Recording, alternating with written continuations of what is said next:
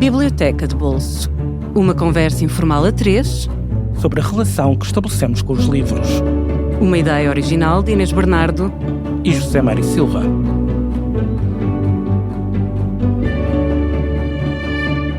Olá, bem-vindos a mais um episódio da Biblioteca de Bolso, um podcast sobre livros e o modo como eles se intrometem nas nossas vidas, transformando-as.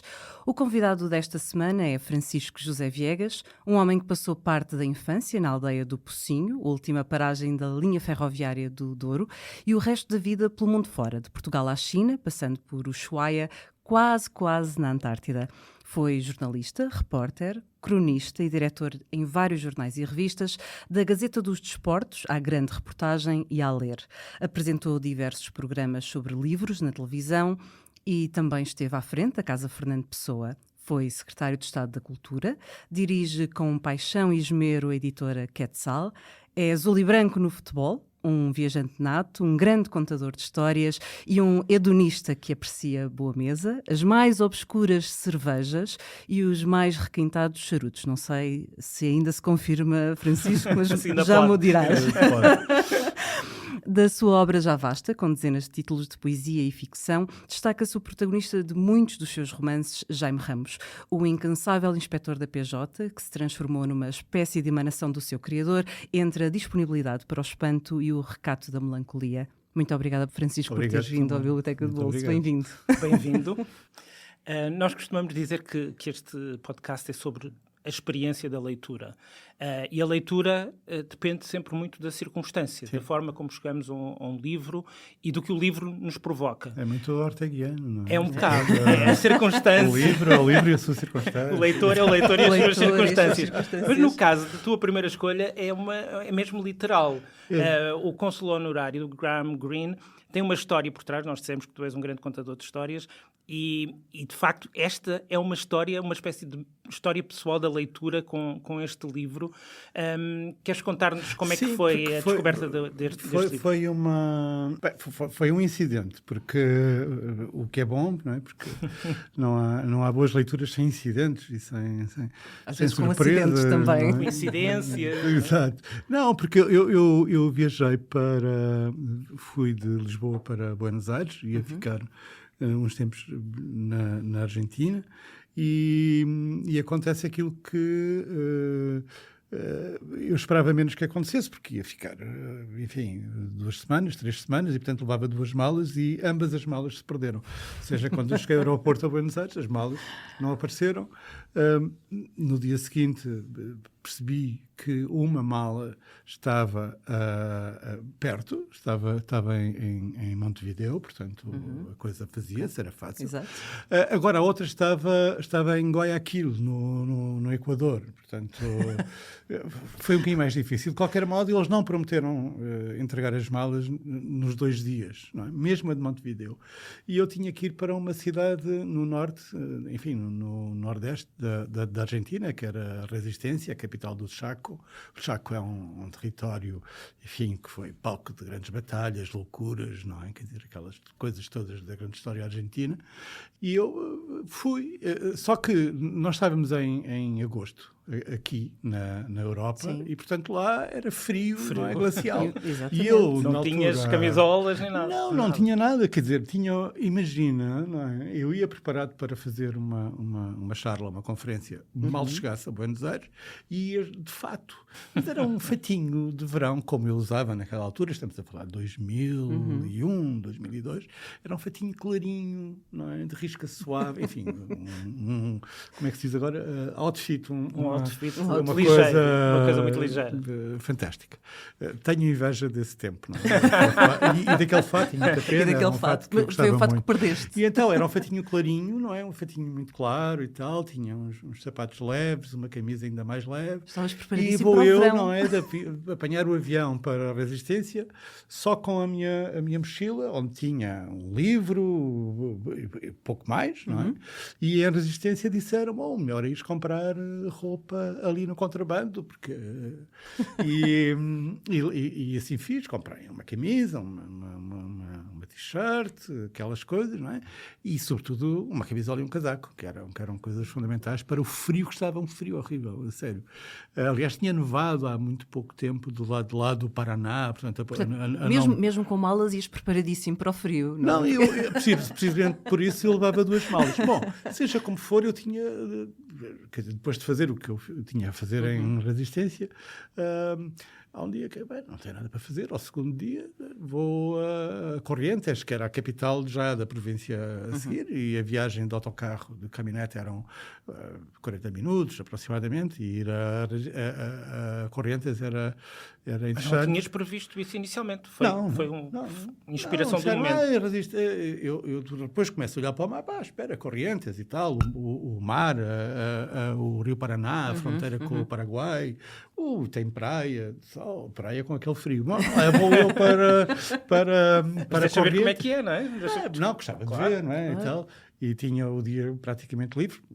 E quando chego a Corrientes têm praias, de facto. E é uma cidade histórica daquela parte, não é? do Chaco.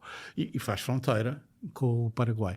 E eu fui almoçar a uma zona perto do rio, entre o rio enfim, a proximidade das praias do Paraná.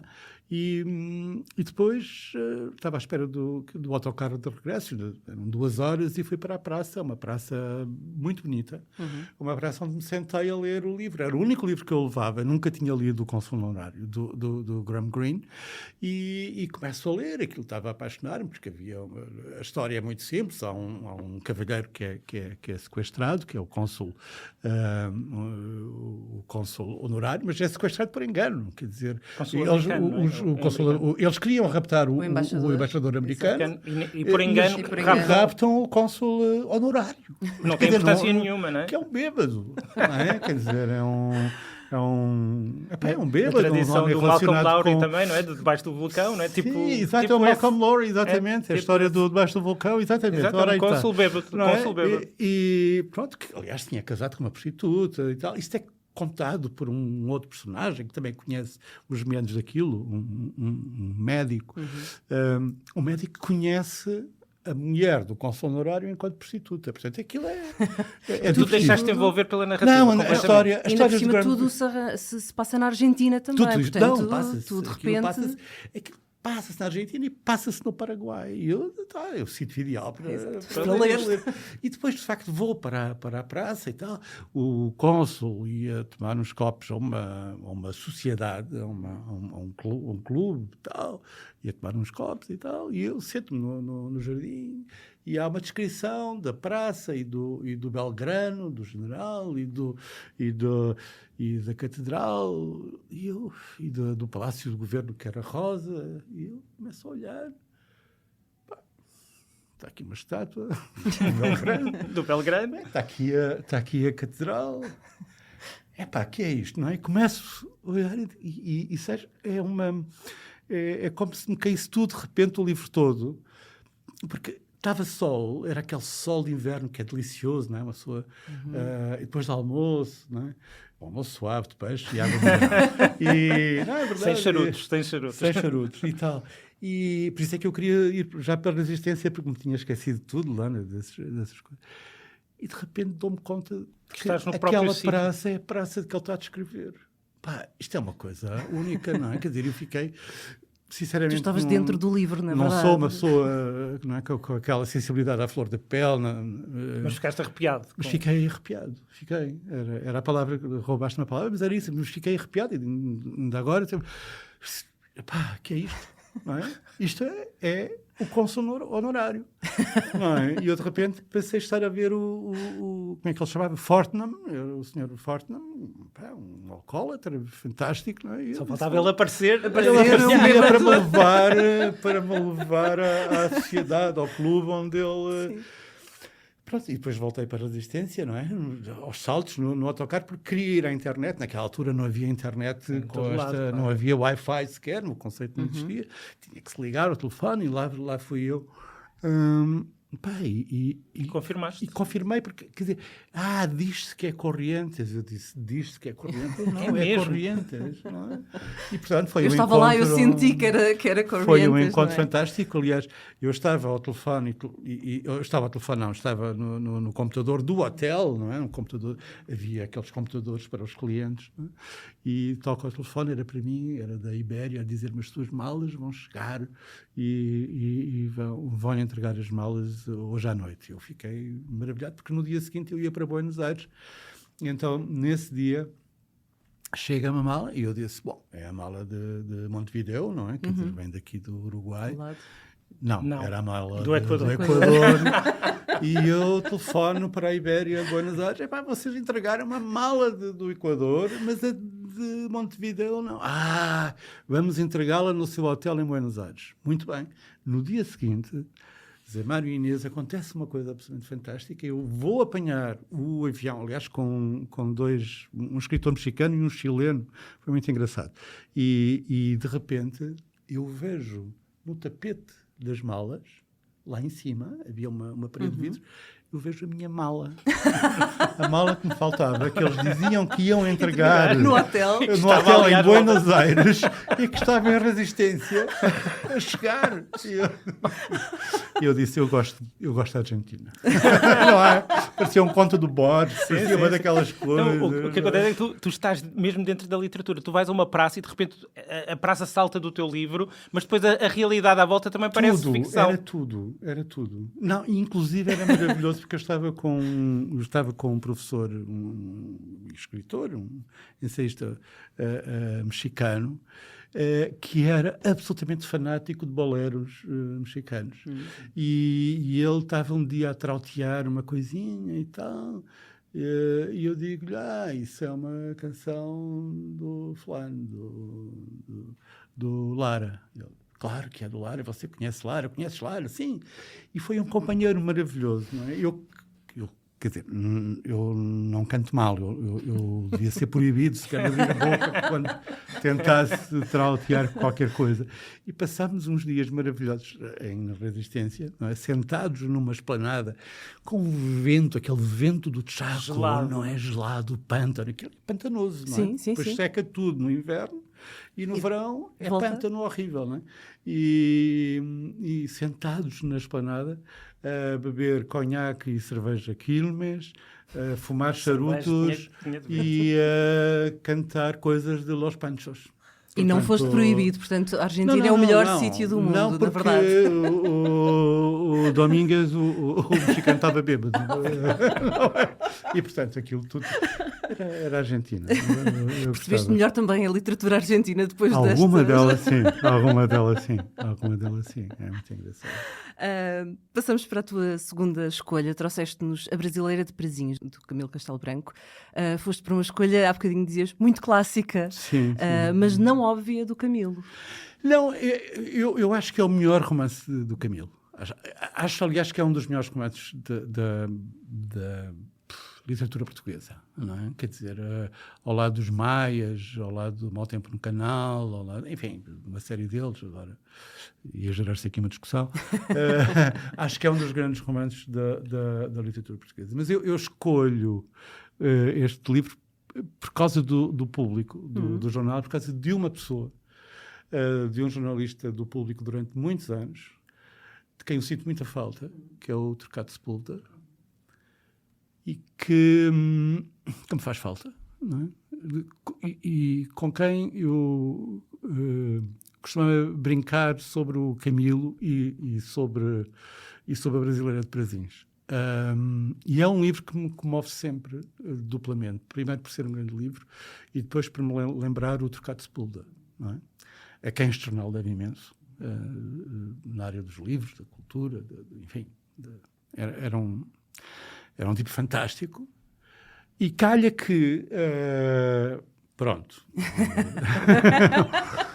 Vamos beber só um golo d'água d'água para continuar esta conversa. Vamos só então beber um golo d'água e relembrar que A Brasileira de Prazinhos é um romance que tem tudo, como nós costumamos dizer, não é? Tem uma história de amor, necessariamente, tem a história política, tem tudo aquilo fala da Guerra Civil, ainda fala do General MacDonald, de quem se suspeitava a propósito da Brasileira de Prazinhos que o Camilo tinha sido ajudante, mas não é verdade, não é? Isto é para aumentar a fama de Camilo, o último egoísta e tal, não era nada.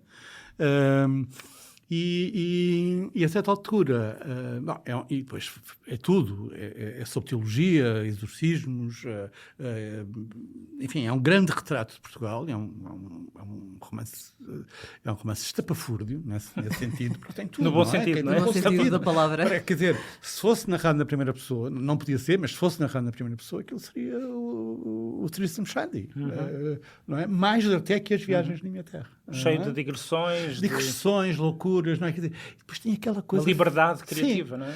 Só o prefácio. Eu publicava o prefácio só. O prefácio é fantástico porque ele encontra... dizem que há uma senhora que tem uns livros na adega, não é? E que os livros estão a calçar pipas. Não é?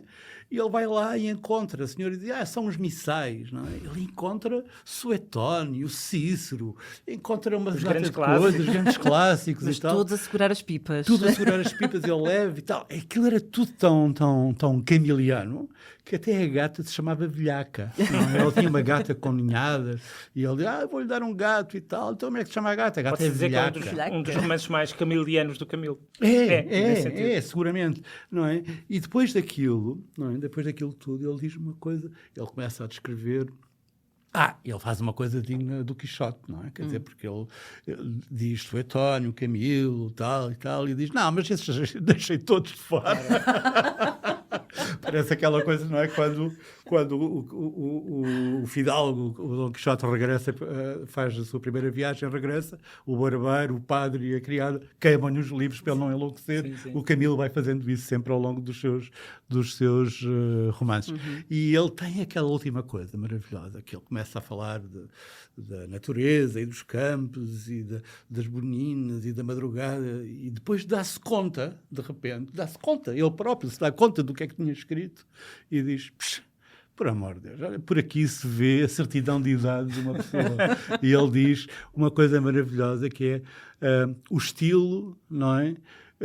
O estilo pode-se pintar, pode-se maquilhar, mas os bigodes são refratários aos vernizes. Eu acho isto maravilhoso. Quer dizer, é absolutamente maravilhoso. O Camilo é maravilhoso este ano, que são os 200 anos do Camilo, não é? Quer dizer, é uma pena que nós não nos libertemos daquele Camilo cavernícola a que nos habituaram durante 2 séculos, durante 200 anos, habituaram-nos a um Camilo que não é Camilo. O Camilo é um anarquista extraordinário, facetas, não é? É um louco extraordinário, é um louco, quer dizer, é um maluco. É um estofado. Quer dizer, há uma coisa maravilhosa que vos recomendo sempre. Desculpem eu estar com estas coisas. Não. É da idade. Mas Estamos aqui para ouvir. O prefácio do Ramalho Ortigão à 9ª edição do Amor Perdição. E nós pensamos, eu quando descobri aquele prefácio, disse, não é? Vou ler, isto deve ter alta literatura. Não. Ele diz, quem não conhecer como era o Porto em 1850, não percebe o Camilo. E todo ele é descrever o Porto. Todo o prefácio é descrever o Porto. Depois do resto, ele diz, não, o Camilo não era nada um maluco, ele era simplesmente um especialista em histerias eróticas, que eu acho maravilhoso. Maravilhoso. Mas era um estouvado e um louco. Bom, e ele também praticava na vida dele. Não há autor mais autobiográfico. Exato. Não é? Quer dizer, toda a história sem ser autoficção, mas é autobiográfico, puramente. Bom, mas há aqui uma coisa que é maravilhosa, porque aparece um falso Dom Miguel, que é uma das taras portuguesas, o Dom Sebastião e o Dom Miguel. E regressa ao Dom Miguel. O Dom Miguel lá se instala em São Gens de Calvos, e almoça e janta maravilhosamente porque passou muita fome no exílio. Claro. Tem de compensar. Até se descobrir que não era nada o Dom Miguel. Mas tinha fome. Mas tinha fome na não mesma. Era Dom Miguel, não é? Que, mas aquilo era uma rede de falsificadores, de mistificadores, comandada pelo Turcátulos de Braga. Ora, o Turcato era de Braga. E nós brincávamos sempre de Sr. Turcátulos, como é que se dá? Ríamos. Porquê? Ríamos porque nós conhecíamos muito bem aquela realidade. Não só aquela realidade, conhecíamos muito bem aqueles sítios.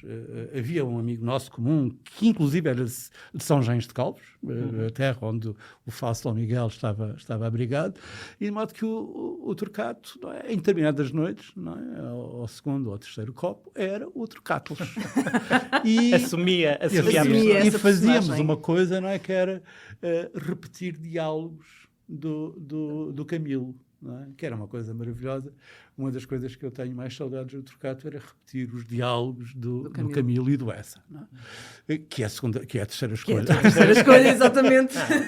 Vê-se que é um profissional da comunicação que já faz as transições. Já faz sozinho, já na traz as verdade. transições. Nós só pusemos o microfone à frente do Tem que Francisco. haver Não nos dá trabalho nenhum.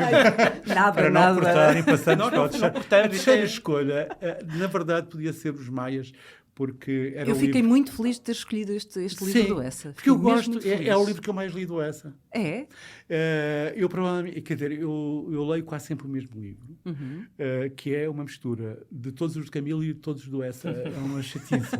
E do Essa, de facto, leio os Maias em qualquer circunstância, porque é um livro que, quer dizer, eu lembro-me com o Turcato, não é? Nós estávamos a dizer, então, agora tu és o Taveira, não é? O Taveira do Tribunal de Contas, não é? E tu, então, olha, do Tribunal de Contas, onde até se fazem contas, aquelas coisas, não é? Aqueles dichotes. É que os Maias é uma enciclopédia, os Maias é uma enciclopédia, não é? Quer dizer, e eu costumo dizer que sobre os Maias, eu sou um nerd dos Maias. Porquê? Porque eu acho que nós não explicamos convenientemente a literatura às pessoas. As pessoas são os miúdos, não é? Porque é que os miúdos não... Porque é que deixam de ler nessa altura? Porque desde que o professor Jacinto Prado Coelho, não é? De boa memória, escreveu aquele ensaio sobre o tempo nos Maias, não é? Do Ao Contrário de Penélope, que todos os professores deste país começaram a dizer: aqui temos um analepse, aqui temos um flashback, aqui temos um não sei o quê, não temos nada. Não é? E lembro-me sempre do Nabokov, não é? Quando me perguntava, então é extraordinário que um homem como o senhor, que é um clássico, um conservador e tal, e gosta tanto do Ulisses, não é? Como é que se explica o Ulisses? Como é que se ensina o Ulisses? E esperava-se, não é? Ele deu umas aulas, não é? Ele deu umas aulas, exatamente. Maravilhosas, Sim, maravilhosas. Mas maravilhosas porque... Até com o mapa de Dublin. Ora, aí está. Exato. Aí está. É que não se consegue. Ele dizia, não, a primeira coisa a fazer é o mapa de Dublin. A primeira coisa a fazer com os Maias é o mapa de Lisboa. A primeira coisa a fazer com a Cidade das Serras é um mapa de França, Espanha e Portugal. Não é? Se nós não fizermos isso, como se estamos a ler Camilo e não nos explicamos onde é Santo Tirso, onde é São Gens de Calvos, onde é Guimarães, onde é Braga, essas coisas, não sabemos. Não sabemos. Não sabemos. E, aliás, para não cortarmos nada, acontece ao teu protagonista de A Cidade e as Serras, que é o livro que tu trazes, o mesmo que te aconteceu quando chegaste à Argentina. Exatamente. Não é? Portanto, mandam-lhe as malas, ele vai para Tormes, exatamente. ele vai para Tormes Perde as e malas. vai para... Que é uma coisa que acontece se tu, hoje em dia, fores ao Google Maps e escreveres Tormes, Exato. aparece-te... Tormes do Douro. Tormes. Não, em Espanha. Tormes, Espanha. Sim, Espanha. claro. Alba de Tormes. Exatamente. Mas... Não, é normal, que é o que aconteceu ao senhor da Bacils, não é? Lá dos Wagon-Lit. Dos Wagon-Lit. Dos Wagon-Lit, que diz, Alba, Tormes, perfeitamente, Tormes, não é? Lá vai e ele perde as malas. Mas o que tu não sabes é que ele entra, o Jacinto e o Zé Fernandes, não é? Regressam por onde? Pela minha terra. Não é? Eles regressam por Barca d'Alva. Exatamente. Bem, quando tu há bocadinho estavas generosamente a apresentar-me, a dizer que Pocinho era a última paragem da linha de Douro, é na verdade hoje a última paragem da linha de Douro. Mas já... Foi a primeira e a última paragem da linha do Sabor, mas não era a última da linha de Douro. A linha de Douro continuava pela estação do Coa, as gravuras, Castelo Melhor, etc., até Barca d'Alva. E de Barca d'Alva o comboio continuava por La Fregeneda até Salamanca, etc., etc. E é por essa linha que o Jacinto e o Zé Fernandes entram. Eu, na minha adolescência, portanto, para verem como já sou sobrevivente do Titanic, nós íamos no verão às festas de La Freixeneda, do lado da minha aldeia, não é? Íamos às festas de La Freixeneda, apanhávamos o comboio, lá íamos para a Barca d'Alva, apanhávamos a automotora espanhola e lá íamos a Freixeneda. Fazer uma coisa queirosiana, não é? Que era ver espanholas. E pronto, na verdade era. E então aconteceu-me 2 ou 3 vezes, não é? Nós fazermos esse caminho a pé. A pé entre Pocinho e Barca d'Alva pela linha de comboio. É uma coisa maravilhosa. Quanto tempo é que se leva? Leva 4 horas. 4 horas? Sim. A gente para fazer o farnel. Exatamente. Para a malta do campo não é nada, não é? 4 horas. Não, porque, quer dizer, eu lembro que a gente demorava à tarde, não é? A manhã toda e tal. E, portanto, ele faz aquela viagem, não é? E aquela descrição que ele tem, cheira a isto, cheira a Mato Silva, cheira a rosas, aquela coisa. Não, era como me cheirava a mim também, muitas vezes, a minha terra, não é? Quer dizer, esta coisa, uma pessoa ter uma terra lá, não é? Tem esta vantagem. É que não está a cheirá-la todos os dias e portanto, pode cheirá-la... guarda só o perfume da rosa, não é? E isto era o que me acontece. E a Cidade e as Serras, de facto, é isso. E eu fiz uma vez essa subida de Tormes para a Quinta, quer dizer, porque é uma das melhores descrições de toda a nossa literatura. Eu, quando queria, não é? Dava aulas e quando queria explicar o que era uma descrição, dizia, vamos ver como é que o Essa faz a descrição de subida. Lá vão os 2 de Borrico, não é? O Pimenta, que era o chefe da estação. Falar convosco faz-me bem. Lembro-me até do nome do Pimenta. Lá vai o Pimentinha, não é? Que ficava depois com as revistas pornográficas do EGA. Não é? Lá vai o Pimenta arranjar 2 burros e eles sobem aquela coisa. E aquela descrição é uma coisa maravilhosa, é das melhores descrições.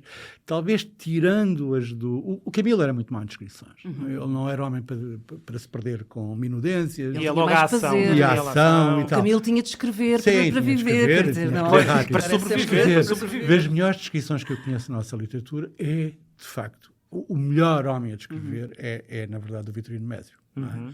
Que é um poeta. Porquê? Porque é um poeta, não é? Quer dizer, isso é brutal, porque nós vemos o Mau Tempo no Canal, estamos a ler o Mau Tempo no Canal e não precisamos dar indicações cénicas, nem sobre cenário, nem sobre estado do tempo, está lá tudo. Não é? É muito visual também, não é? Quer dizer, é visual, não é? Quer dizer, aquela coisa em que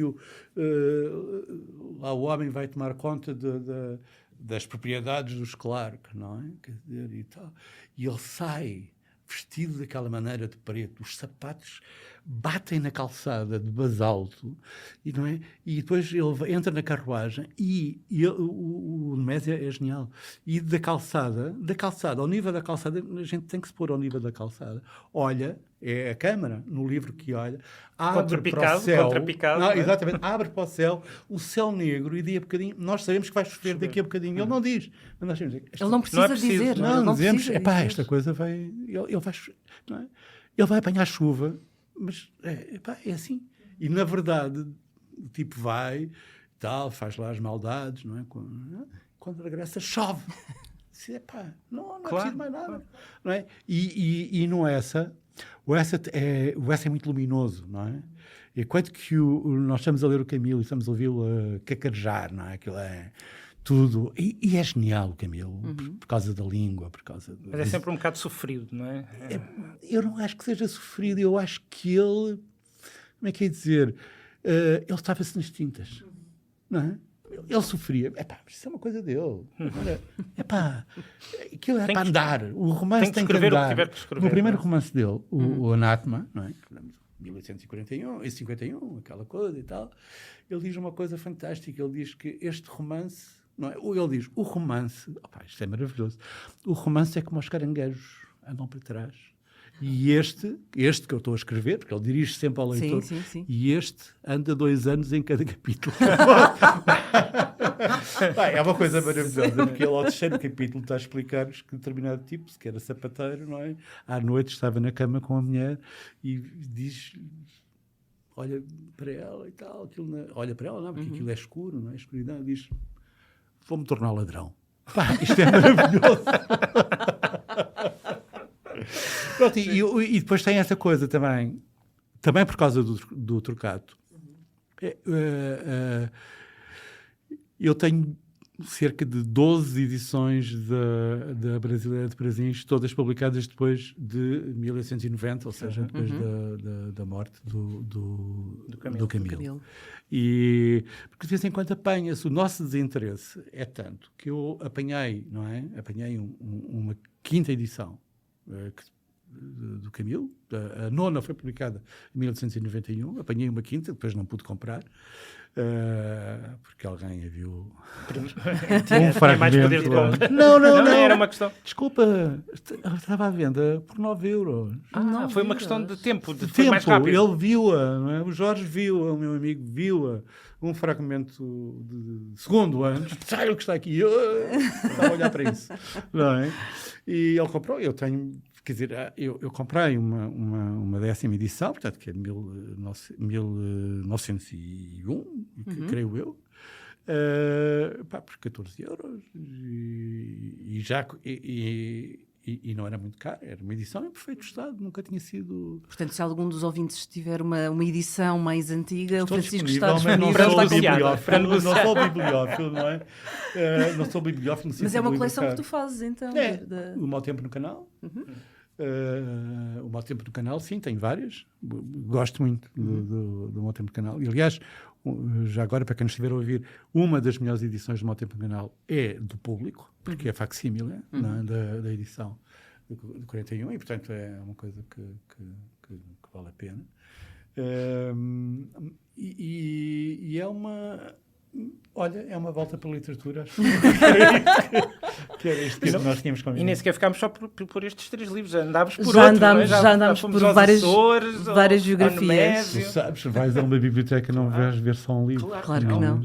Mesmo quando vais à procura de um livro específico, nunca vais ver só um livro. Mas se calhar é esse o único que não vês.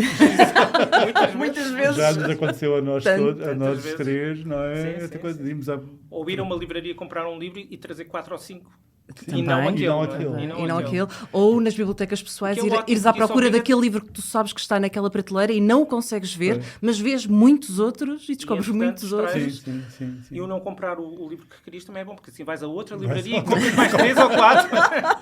E assim contribuis. Eu não posso, eu estou proibido neste momento de comprar livros, porque acabo digamos, de tirar de casa 15 mil livros que foram para chaves, onde estão armazenados, e, portanto, sinto não sei como é que se chama essa doença, mas é privação da companhia de 15 mil livros. É quase como aquele síndrome do membro que falta, não é? Depois da amputação. Sentes a amputação da tua biblioteca. Saber que só daqui a 3 anos é que vou voltar a vê-los. Ainda hoje de manhã estava a falar com alguém que me disse, essa edição, e não sei o que. Eu disse, eu tenho. Depois disse, não. Umas centenas de quilómetros, não é? Não está. Está em Chaves. Está fora, está de férias. Está inacessível. Por acaso é uma boa ideia esta coisa dos livros também descansarem de nós. Não é? Sim. Vão eles de férias. Há um livro, deixem-me só dar-vos esta... É um livro maravilhoso. Eu acho que é um dos livros que mais marcou a minha vida, que é uma coisa chamada Dicionário de Casar. É maravilhoso. Dicionário de Casar. Sim. Versão masculina e feminina. Exatamente, versão masculina e versão do Milorad Pavic, versão masculina e depois tem um livro a seguir que é maravilhoso, que é O Lado Interior do Vento. Também ele é um poeta sérvio, fantástico, e ele tem uma coisa, o prefácio dele, não é? Ao dicionário, é uma coisa... Quer dizer, tal como o prefácio do Camilo, a Brasileira de Prazinhos, também merecia, obviamente, ser editado só... É um programa também sobre prefácios, não é só sobre livros. Mas isso é a minha grande ideia, grande ideia. Que o Borges também já fez isso. Exatamente, já fez. Um livro com prefácios. E fez um prefácio ao livro sobre prefácios. A ideia é, portanto, inventar os prefácios todos. Inventar os prefácios sobre livros que não existem, sobre essa coisa. Estamos feitos. Mas ele diz uma coisa... Além de explicar que o leitor só deve pegar neste livro em caso extremo, atenção, ele conta de um leitor, é porque o Dicionário Casar, todos os livros foram apreendidos pela Inquisição, pelas polícias das igrejas, enfim, pelos vários sacanas que queimavam livros e tal, exceto um que o Dob Manus, gravador, tipógrafo, tinha mandado imprimir, tinha impresso ele próprio, imprimiu ele, em tinta venenosa. E, portanto, quando alguém lesse determinada frase, tinha morrido. Não é? Ele conta o número quer dizer, a nossa capacidade de leitura, e, portanto, ninguém passava aquela frase. E diz, bom, portanto, tenham cuidado ao ler este livro. No entanto, pode-vos acontecer como certo leitor, Masudi, que era um clérigo muçulmano, que a certa altura entrou no livro e perdeu-se nos sonhos de outra pessoa e não conseguiu regressar. Eu acho que o Borges também gostaria dessa ideia. Muito, penso que sim. Vamos rematar da melhor forma, a recordar que o Consolo Honorário de Graham Greene está disponível na Casa das Letras, com tradução de Maria Ondina Braga, a Brasileira de Prazinhos, Camilo Castelo Branco, publicada em várias editoras, e já sabem, se tiverem alguma antiga, há muitas edições. O Francisco está interessado em vê-la, vamos dizer assim, Francisco, e a Cidade das Serras, de Essa de Queiroz, também podem encontrar em várias edições. Eu li a de Livros do Brasil. Claro, acho que marcou toda várias gerações, não é? Desculpem eu estar outra vez a meter, mas é uma coisa impressionante que passados 100 anos, não é? 120 anos, da morte do 124 anos, da morte do Essa, com Essa no panteão, com todos os deputados a babarem-se no panteão, não é? Durante a cerimónia, vários deles que nunca leram os Maias, a não ser no resumo, que passado este tempo todo nós não tínhamos uma edição crítica dos Maias. Não temos uma edição crítica do Essa. Isto é absolutamente escandaloso. Não é? É uma vergonha, não é? A edição crítica das obras de Camilo continua, devagar, mas continua, também é dirigida pelo professor Ivo Castro, mas quer dizer, a edição crítica do Essa... Estão à espera dos 200 anos, Francisco, é para os 200 anos. Como dizia o grande Francisco Pacheco, já vi gente muito melhor no panteão. A nós não nos vão encontrar lá, mas encontram-nos para a semana aqui no Público. Vamos só recordar que o nosso genérico tem a música Night Owl, dos Broke for Free. A pós-produção deste episódio é da Magda Cruz, a coordenação dos podcasts do Público é de Amilcar Correia. E sigam-nos nas nossas redes sociais, Facebook e Instagram. E até para a semana, Zé Mário. Até para a semana. Inês, obrigado, Francisco. Obrigada, Francisco. Obrigado.